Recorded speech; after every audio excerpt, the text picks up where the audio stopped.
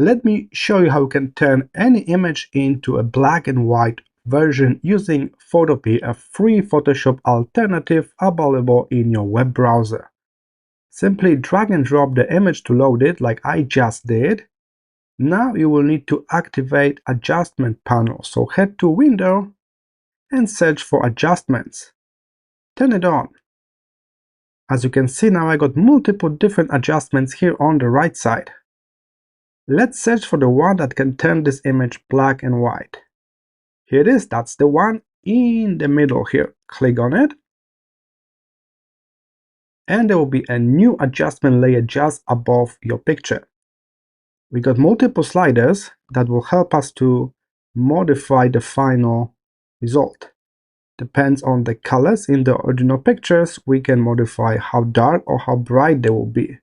So your reds can be dark or can be bright, that's up to you. So you can try to adjust this yourself.